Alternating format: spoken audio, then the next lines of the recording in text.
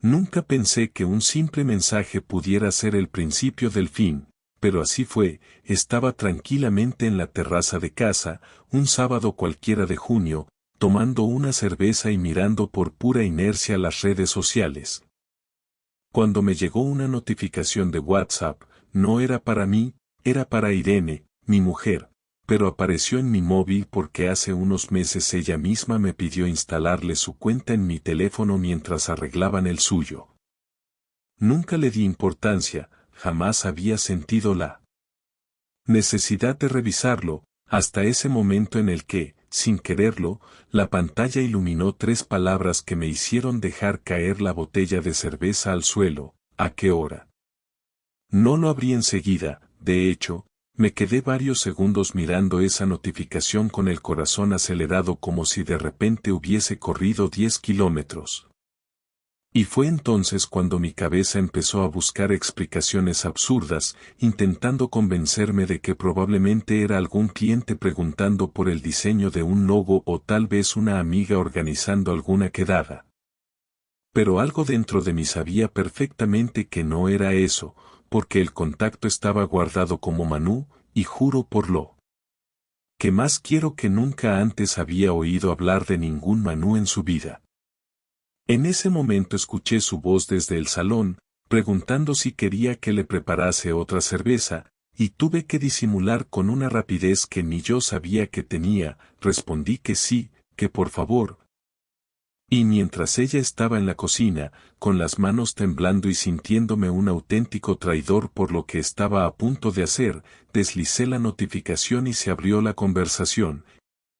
Ahí fue cuando todo mi mundo se fue al carajo, porque lo primero que vi fue un mensaje de esa misma mañana, que decía: anoche fue increíble, todavía me tiemblan las piernas solo de pensarlo, seguido de un repetimos hoy, y justo debajo, el maldito a qué hora, que había visto en la notificación. En ese instante sentí que me faltaba el aire, literalmente, como si alguien me hubiese dado un puñetazo en el estómago. Me levanté de la silla, miré hacia la cocina y la vi ahí, de espaldas. Ajena a que su vida estaba a punto de cambiar, tarareando una canción mientras abría la nevera como si nada, como si no llevara semanas, o quién sabe cuántos meses, viéndose con otro a mis espaldas. Y lo peor es que en ese momento ni siquiera supe qué hacer, si enfrentarla ahí mismo, si seguir leyendo o si directamente salir corriendo de la casa como un cobarde. Respiré hondo, volví a mirar la pantalla, y bajé un poco más en la conversación, encontrándome con fotos, sí, malditas fotos, algunas de ellas no dejaban absolutamente nada a la imaginación. Imágenes de ella en nuestra cama, en nuestra puta cama, posando desnuda, sonriendo como no me sonreía a mí desde hace meses, diciéndole cosas que hacía mucho tiempo no me decía a mí. Como me hace sentir viva o contigo soy otra, y fue ahí donde noté como algo dentro de mí se rompía, como si se desgarrara una parte que ya nunca más iba a estar completa. De repente escuché sus pasos acercándose y, como acto reflejo, bloqueé el móvil y lo dejé boca abajo sobre la mesa justo un segundo antes de que ella apareciera con la cerveza en la mano, sonriendo, mirándome con esa misma cara que ahora me parecía la máscara perfecta de una traidora profesional. Toma cariño, me dijo mientras me dejaba la cerveza delante, ¿todo bien? Te veo raro. Sí, todo bien, contesté intentando que la voz no me temblara, solo estoy pensando en unas cosas del curro. Vaya, pues desconecta un poco anda, que es sábado, soltó mientras se sentaba frente a mí y cogía su móvil, el mismo que llevaba un mes sin usar porque, según ella, no le funcionaba bien la pantalla. Me la quedé mirando unos segundos, estudiando cada uno de sus gestos, y juro que nunca en mi vida había sentido tanta rabia, tanta impotencia y tanta tristeza mezcladas al mismo tiempo, porque ahí estaba la mujer con la que compartí los últimos 10 años de mi vida, hablando conmigo como si no pasara absolutamente nada, mientras yo sabía que, en realidad, Todo lo que creía que teníamos era una mentira tan grande como la fachada de felicidad que ella llevaba puesta en ese momento. Oye, por cierto, dijo de repente mirándome de reojo, esta noche me voy a cenar con Marta y las chicas, me lo dijo ayer, que hace mucho que no nos vemos, ¿te importa, no? No pude evitar soltar una carcajada, una risa seca, amarga, completamente involuntaria, que hizo que ella me mirara con cara de extrañeza. ¿De qué te ríes?, preguntó frunciendo el ceño. De nada, respondí mientras le daba un sorbo largo a la cerveza, intentando no levantarme y tirar la mesa por los aires, solo pensaba en lo previsibles que somos a veces, nada más. Y ahí me quedé, mirándola, pensando en qué coño iba a hacer ahora, sabiendo que en ese preciso momento mi vida ya nunca iba a ser la misma. Estuve toda la tarde fingiendo que no pasaba nada, respondiendo a cada palabra de Irene con una sonrisa que me costaba mantener. Sintiendo como cada segundo a su lado era como estar sentado sobre un campo de minas que en cualquier momento iba a explotar. Ella seguía con su rutina de siempre, paseando por la casa, mirando Instagram, preparando la cena como si nada, mientras yo no dejaba de repetir en mi cabeza esas malditas frases que había leído en el móvil. Esas fotos que se habían quedado grabadas en mi memoria como si las hubiese visto tatuadas en mi propia piel. Necesitaba más, necesitaba saber hasta dónde había llegado aquella traición, no podía quedarme solo con unos cuantos mensajes. Necesitaba comprobar si era algo puntual o si llevaba meses riéndose de mí a la cara mientras compartíamos mantel, cama y vida. Aproveché que se metió en la ducha para coger su portátil, lo tenía siempre abierto en el escritorio del salón porque según ella ahí trabajaba con más comodidad. Lo encendí y no tenía contraseña, nunca la había puesto, siempre decía que no la necesitaba porque en casa solo estábamos nosotros. Lo que en ese momento me pareció una ironía tan cruel que me dieron ganas de partirlo contra el suelo.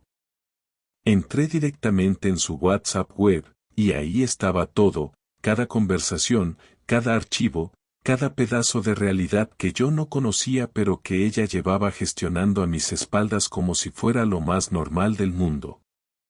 La conversación con Manu era un puto festival del asco, no solo eran los mensajes del día anterior o de esa mañana, no, llevaba meses, exactamente desde abril, intercambiando fotos, mensajes, vídeos, audios y planes que jamás pensé que escucharían mis oídos.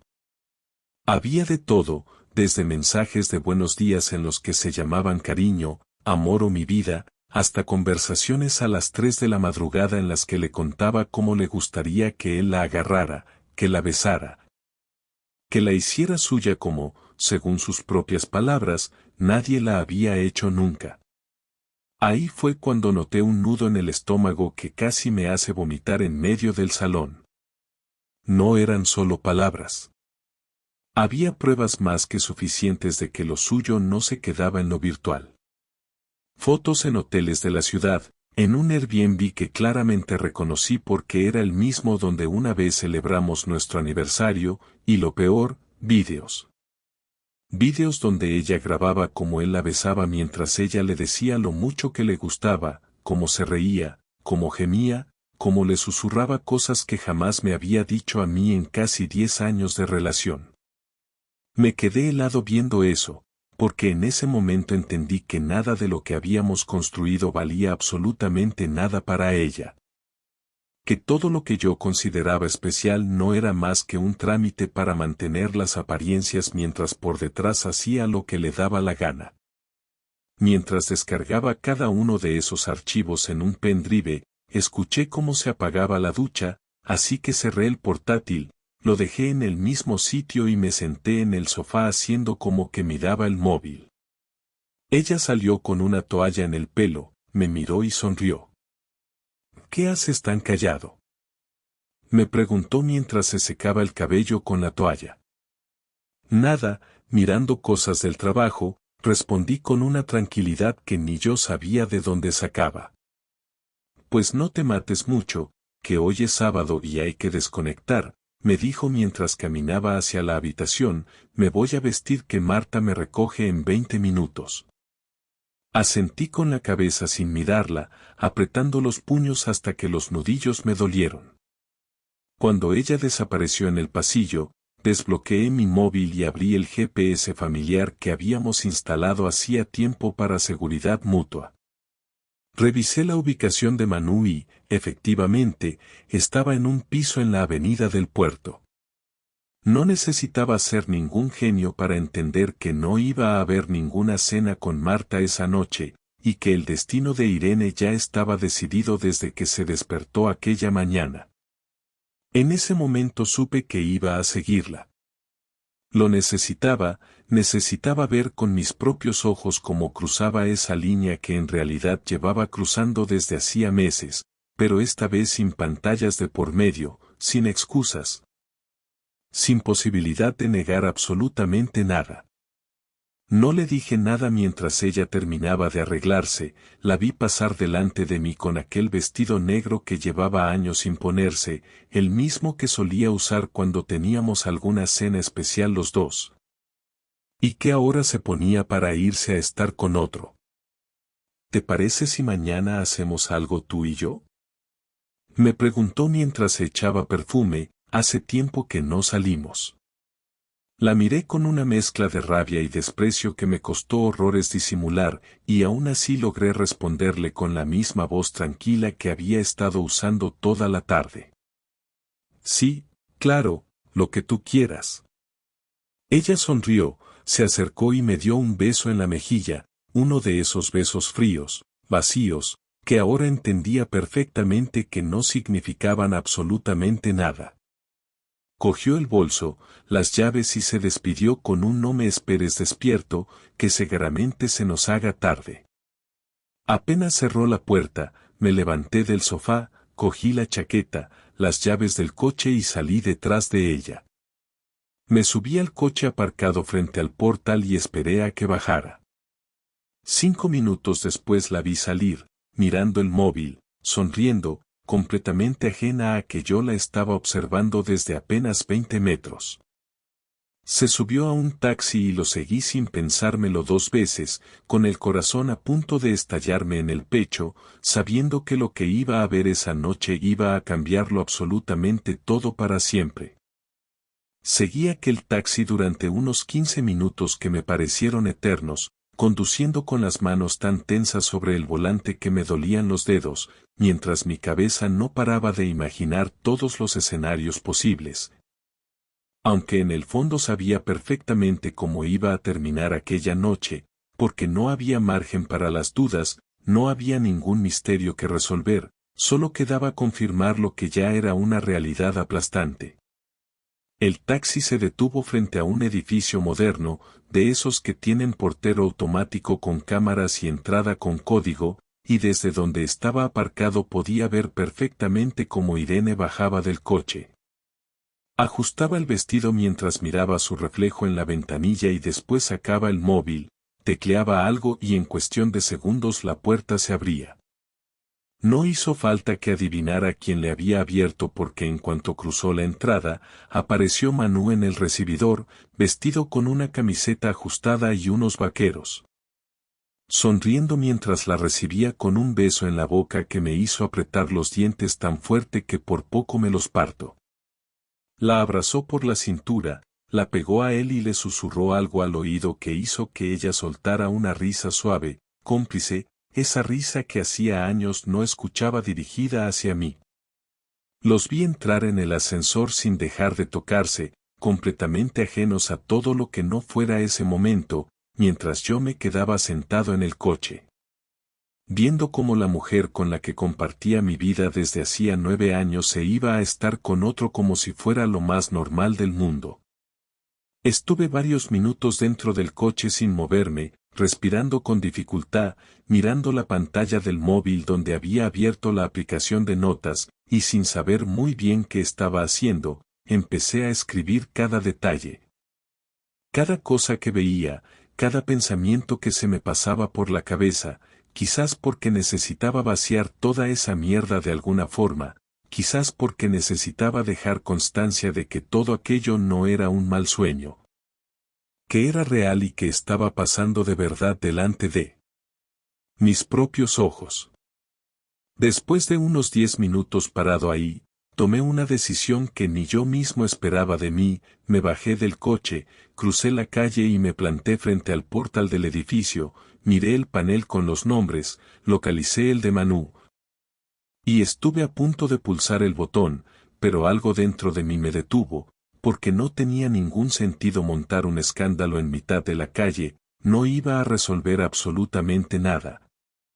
Solo me iba a humillar delante de un tipo que ya me estaba humillando sin siquiera conocerme, y delante de una mujer que, a esas alturas, había dejado de merecer cualquier consideración por mi parte.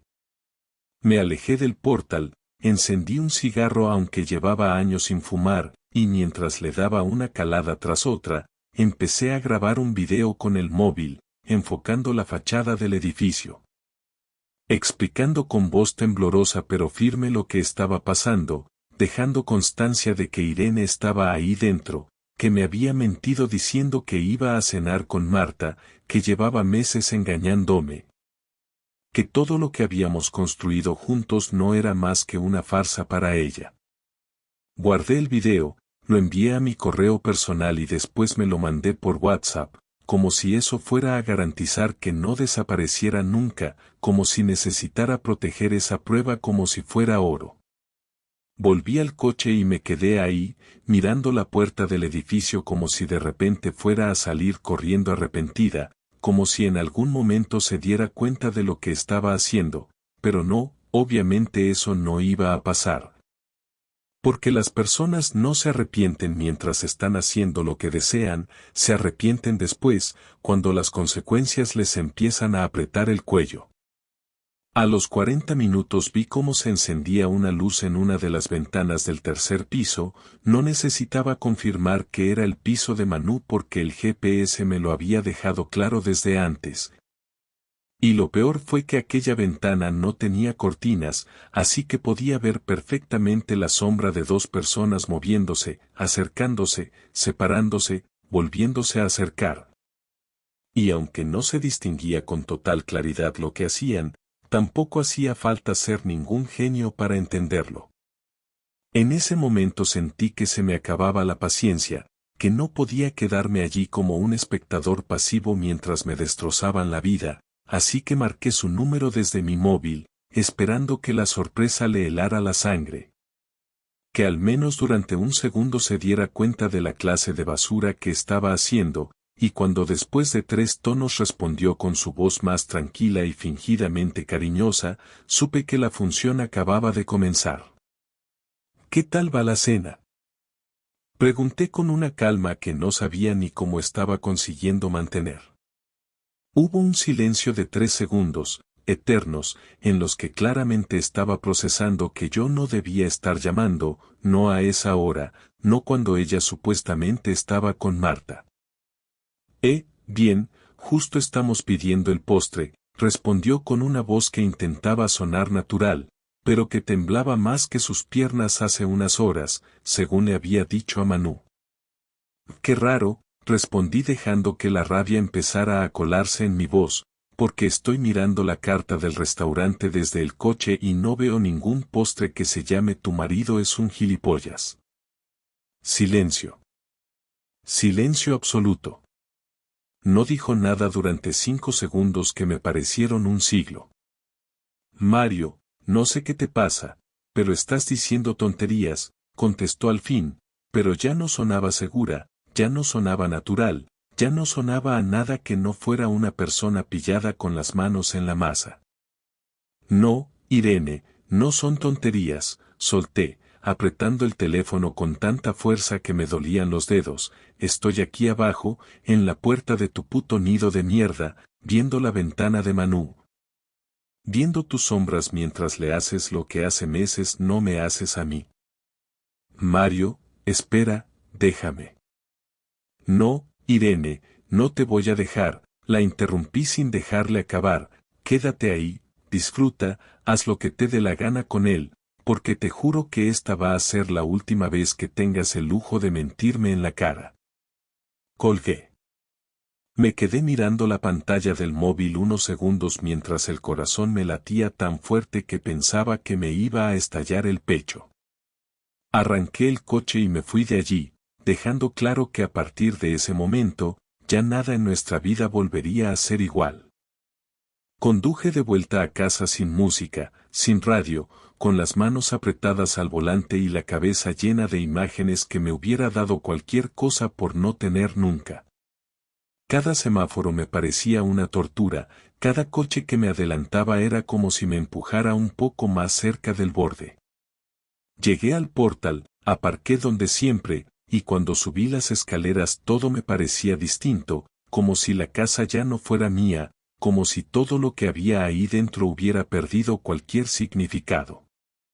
Abrí la puerta, encendí la luz y me quedé un rato mirando el salón, pensando en todo lo que habíamos construido juntos y que ahora no valía absolutamente nada. Me senté en el sofá, saqué el portátil, conecté el pendrive donde había guardado todo y empecé a repasar los archivos una y otra vez. Quería asegurarme de que no me estaba volviendo loco, de que no había margen para las dudas, y cuanto más lo veía, más claro tenía que aquello no se podía perdonar, que no había marcha atrás. Que Irene había cruzado una línea que destruía todo lo que éramos. Abrí el correo, redacté un mensaje a mi abogado, uno de esos amigos de toda la vida que siempre me había dicho en broma que esperaba no tener que defenderme nunca en un divorcio. Le adjunté las capturas, los vídeos y le puse un simple asunto, urgente. Necesito verte el lunes. Divorcio. No pude dormir, ni siquiera intentarlo.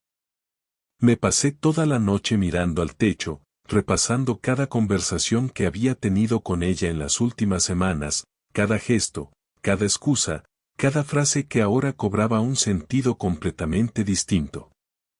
Lo peor no era el engaño físico, lo peor era la cantidad de veces que me había mentido mirándome a la cara. La facilidad con la que había sido capaz de reírse conmigo en la cocina mientras en su cabeza probablemente repasaba la última vez que estuvo con él.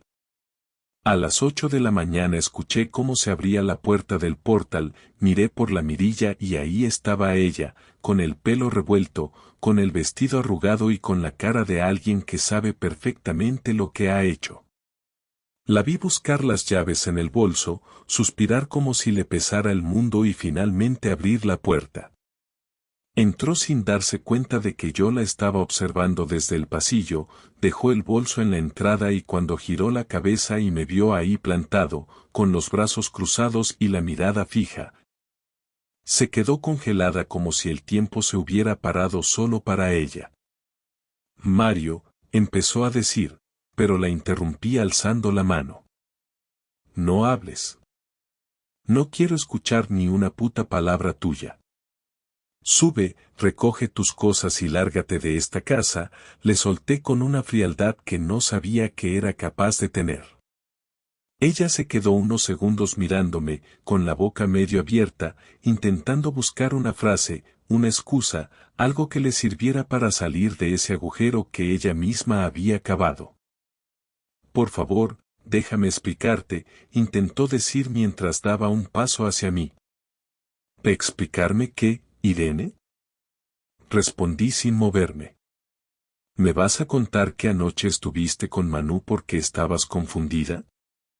¿Que todo esto es culpa mía por trabajar demasiado o por no saber leerte la mente?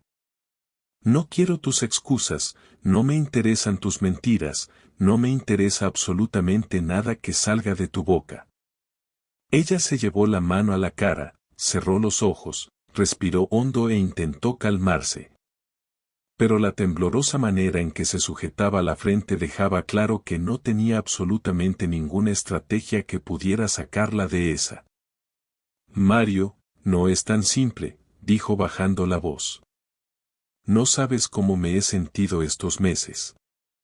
Me he sentido sola, vacía, necesitaba sentirme viva otra vez. Viva, repetí mientras me reía con rabia. Claro, necesitabas sentirte viva, y para eso la solución era meterte en la cama con otro, mentirme, engañarme, mirar a la cara a la persona que más te ha querido en este mundo y hacerle creer que todo estaba bien.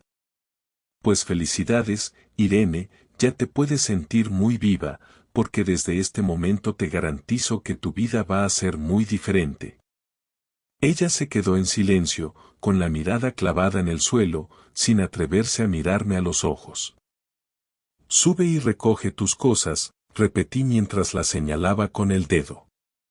No quiero verte aquí ni un minuto más. Mario, por favor, podemos hablarlo. No tires por la borda todo. ¿Qué no tire por la borda todo? La interrumpí dando un paso hacia ella. ¿Tú me estás diciendo eso? ¿Tú? ¿Que llevas meses tirando nuestra vida al cubo de la basura mientras yo, como un idiota, pensaba que todo iba bien? No me hagas perder más el tiempo, Irene, sube, mete tus cosas en una maleta y lárgate. Se quedó mirándome unos segundos que parecieron eternos, luego apretó los labios, asintió sin decir nada más y subió las escaleras hacia la habitación. Escuché cómo abría los cajones, cómo metía cosas en una maleta de cualquier manera, mientras yo seguía en el salón, de pie, mirando la puerta como si fuera lo único que me conectaba con la realidad en ese momento. Bajó 10 minutos después, con una maleta en la mano, los ojos rojos y la cara de quien sabe que ha perdido todo.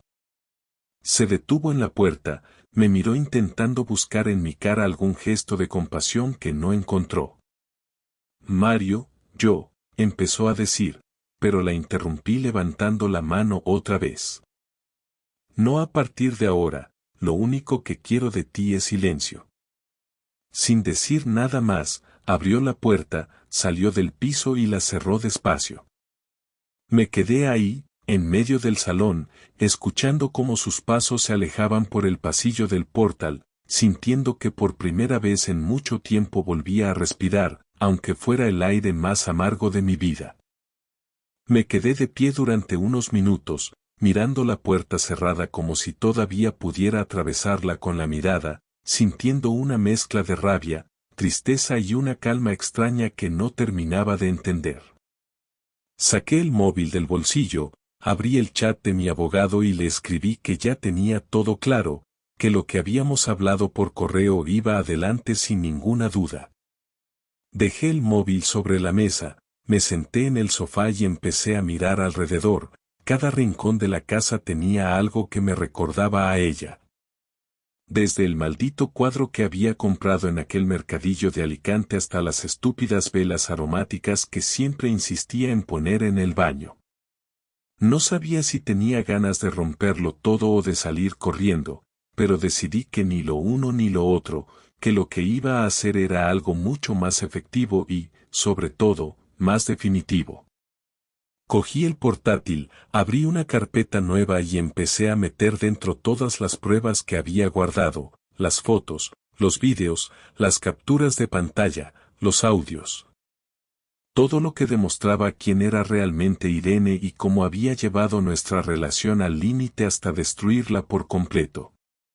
Preparé un correo y lo envié directamente a sus padres, a su hermana y a su mejor amiga, sin ningún tipo de explicación más allá de un simple mensaje que decía, no quería que os enterarais por otros. Esto es lo que ha estado haciendo Irene estos últimos meses. Que cada uno saque sus propias conclusiones. No me tembló la mano al darle a enviar. Sabía que después de eso no habría vuelta atrás, pero tampoco me importaba. No estaba dispuesto a quedarme callado mientras ella iba por ahí fingiendo que todo había sido un error. Un desliz o cualquier otra mierda que intentaría contar para quedar como la víctima de una situación que había creado ella misma. Al cabo de unos minutos empezó a sonar el móvil.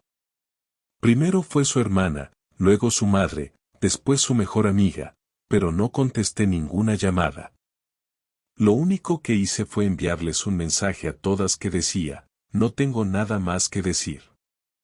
No me llaméis. Después lo apagué y lo dejé en la encimera de la cocina. A las 2 horas escuché como alguien tocaba el timbre. Me asomé por la mirilla y la vi ahí, de pie, con la cara desencajada, los ojos rojos y una expresión entre desesperación y pánico. No abrí la puerta, pero ella empezó a hablar desde el otro lado. Mario, por favor, abre. Tenemos que hablar. No puedes hacerme esto. No puedes arruinarme la vida de esta manera. Me crucé de brazos, apoyado contra la pared, escuchando cada palabra como si fuera un mal chiste que alguien me estaba contando. Mario, por favor, escúchame. Lo que has hecho es una locura. ¿Qué te pasa? ¿Por qué has enviado eso a mi familia? Esto no se hace, Mario. Esto es cruel. Me acerqué un poco más a la puerta, sin abrirla, y hablé con total tranquilidad. ¿Cruel? ¿En serio me estás diciendo que yo soy el cruel? Solté mientras me reía con desprecio. No, Irene. Lo cruel es lo que llevas haciendo tú desde abril. Lo cruel es mirar a la persona que tienes al lado, dormir con él, comer con él, hacerle creer que todo está bien mientras te vas con otro. Lo cruel es que me besaras por la mañana y por la tarde estuvieras con ese imbécil. Lo que yo he hecho es justicia. Mario, por favor. Esto no puede ser así. No podemos terminar así. No podemos destruir todo de esta manera, dijo mientras golpeaba suavemente la puerta con las manos. Tú lo destruiste, respondí cortante. Yo solo estoy asegurándome de que todo el mundo sepa quién eres en realidad. Podemos hablarlo. Podemos solucionarlo. Yo me equivoqué, lo sé, pero fue un error, Mario. Solo fue un error, empezó a llorar mientras su voz temblaba. No sabes lo mal que me siento. No sabes lo que me arrepiento. Un error es olvidarte de poner gasolina. Un error es equivocarte al enviar un mensaje. Lo tuyo no es un error, Irene, lo tuyo es una decisión sostenida durante meses. Lo tuyo es una traición con premeditación, con planificación, con ganas. Lo tuyo es mirar a la persona que te lo ha dado todo y pisotearle la cara mientras sonríes. Así que no lo vamos a hablar, no lo vamos a solucionar y no quiero escucharte ni un segundo más. Se hizo un silencio largo, incómodo. Por unos segundos creí que se iba a marchar, pero en lugar de eso empezó a golpear la puerta con más fuerza, ahora ya sin lágrimas, con rabia. No puedes hacerme esto, Mario. No tienes derecho a destruirme de esta manera. Te vas a arrepentir. Esto no va a quedar así. No te lo voy a perdonar nunca. Perfecto, respondí mientras me alejaba de la puerta. Me alegra que por fin saques la verdadera Irene. No necesito tu perdón. Solo necesito que desaparezcas de mi vida. La escuché soltar un grito ahogado, darle una patada a la puerta y después pasos rápidos alejándose por el pasillo. Miré por la mirilla y vi cómo bajaba las escaleras, arrastrando la maleta y apretando el móvil contra la oreja, cegaramente llamando a alguien para que la recogiera o para intentar que alguien se pusiera de su parte. Aunque después del correo que había enviado, no creo que le quedara mucha gente dispuesta a tragarse sus cuentos. Me senté en el sofá, miré la mesa del salón y me di cuenta de que, por primera vez en mucho tiempo, ya no tenía miedo, ni dudas, ni esa ansiedad que me había estado devorando por dentro durante las últimas semanas. Solo quedaba la certeza de que todo había terminado y de que, aunque doliera, no iba a permitir que nadie volviera a pisotearme de esa manera nunca más. Me quedé sentado en el sofá durante un buen rato, mirando la nada, sintiendo como una mezcla de agotamiento y alivio se apoderaba de mí. No era alivio por lo que había perdido, sino por lo que acababa de soltarme de encima. Saqué el móvil, lo encendí de nuevo y encontré más de 30 llamadas perdidas, la mayoría de Irene, pero también de su madre, de su hermana y de algunos amigos comunes. No contesté ninguna. Me limité a escribir un único mensaje en el grupo que teníamos con esos amigos que compartíamos desde hace años. Si alguien siente la necesidad de defender a Irene, que lo haga, pero que no vuelva a escribirme jamás. No tengo nada más que decir. Acto seguido abandoné el grupo, eliminé el contacto de varios de ellos y bloqueé a otros. No estaba dispuesto a rodearme de gente que en algún momento pudiera mirar hacia otro lado o, peor, justificar lo que ella había hecho.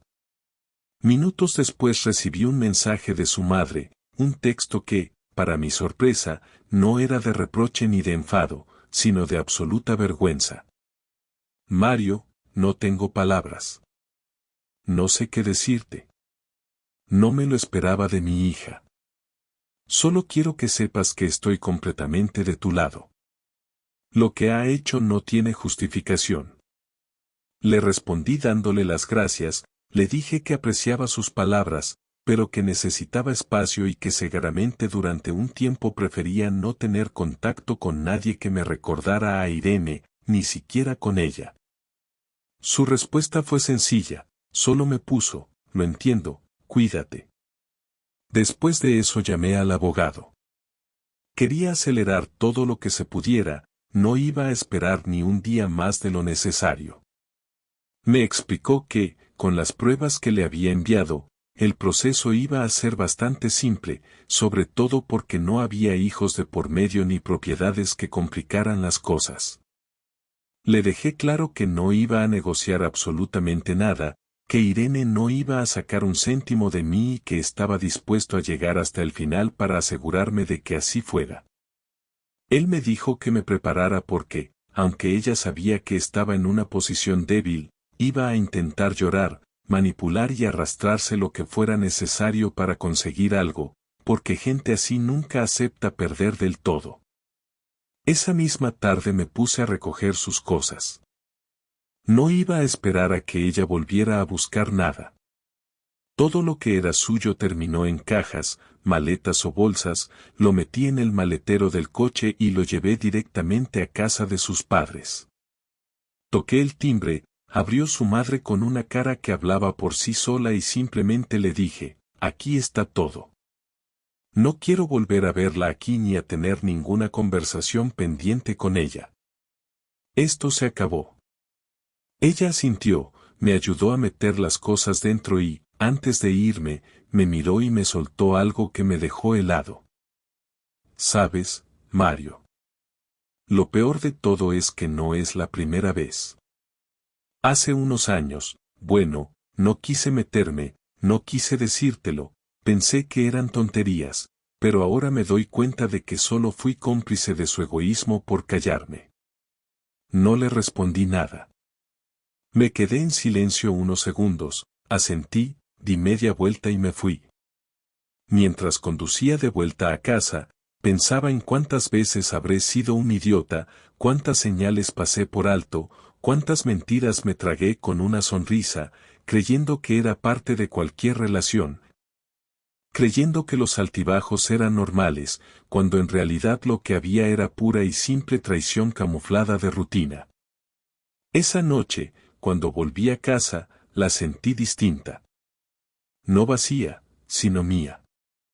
Por primera vez en mucho tiempo, sentí que ese espacio me pertenecía de verdad, sin engaños, sin trampas, sin mentiras. Me senté en la mesa del comedor y me abrí una cerveza. Miré el silencio, ese silencio que ya no me resultaba incómodo, sino necesario. Pensé en todo lo que se venía por delante, en el proceso de divorcio, en los trámites, en los comentarios, en las miradas de la gente, pero también pensé en lo que ya no iba a cargar nunca más, la duda, la ansiedad. El miedo a no saber qué estaba pasando a mis espaldas. A las 11:30 recibí un mensaje de ella. Por favor, ¿podemos hablar? No quiero que esto termine así. Necesito explicarte cosas. Por lo menos escúchame. Lo leí, respiré hondo y durante unos segundos dudé si responder. No por querer reconciliarme, eso ya estaba completamente descartado, sino porque una parte de mí quería soltarle todo lo que me estaba guardando desde hace días.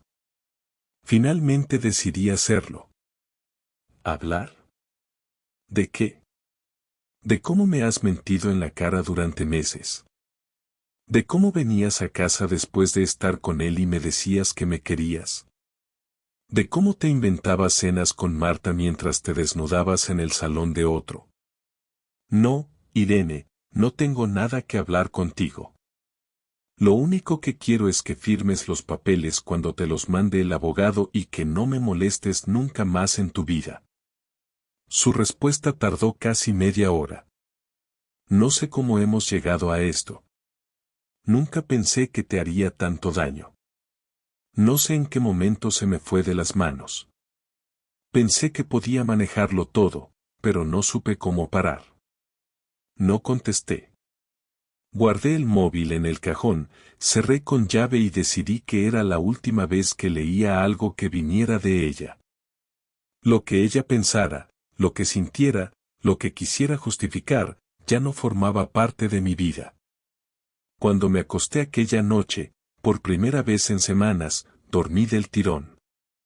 Me desperté al día siguiente con la cabeza despejada, con la decisión tomada y con la certeza absoluta de que, aunque había sido el peor mes de mi vida, también había sido el mes en el que había recuperado lo más importante: mi dignidad.